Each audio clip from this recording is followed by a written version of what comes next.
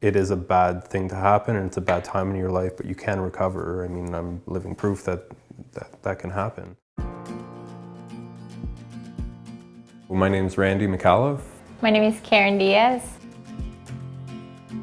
We got married last April, so we just had our 1-year anniversary. It's been a long year, but it's been very nice. Like, lots of good things have happened in the year. And we're already working on a plan to save the money for our kids to pay for their schooling. So that when they're 18, 19 and they go out in their own world, you know, they know what they're doing.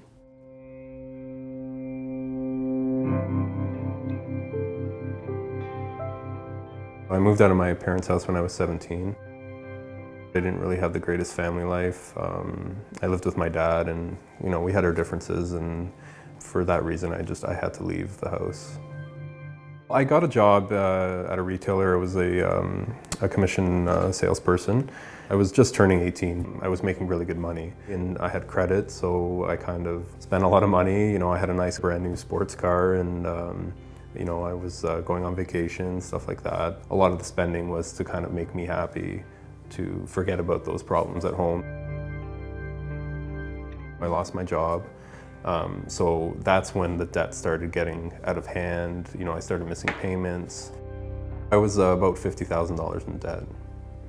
And you were 19? And I was 19, yeah. I had creditors calling me constantly, harassing me 3 to 4 times a day. You avoid the call, they call from another number. Just having that pressure on you constantly, it's not a good feeling.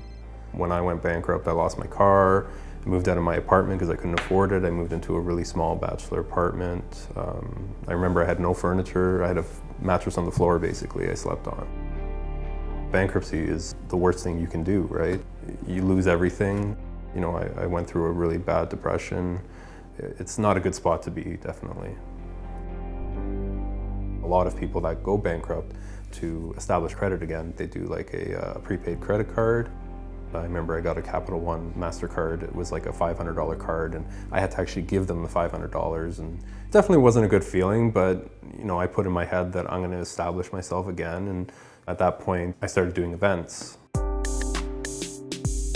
I had a couple bad concerts. You know, people didn't show up, we didn't make enough money, so I started losing money, and I decided that I wanted to go back to school, get the proper education for business and marketing and that kind of stuff, so that my next business, it would do well.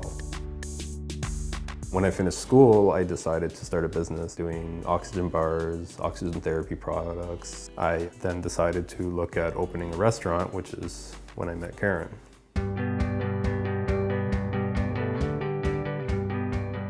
I ended up starting to sell real estate on the side, so I decided to sell the restaurant. We work really well together as a multilingual real estate team. She's very good with talking to people. I'm more of a numbers guy.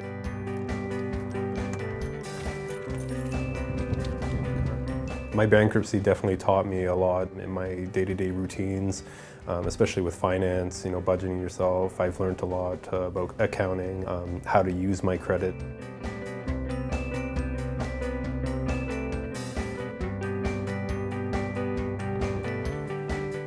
Saying that going bankrupt could be seen as embarrassing, but for me it's more, I think, inspirational because of the transition that I've done from then till now.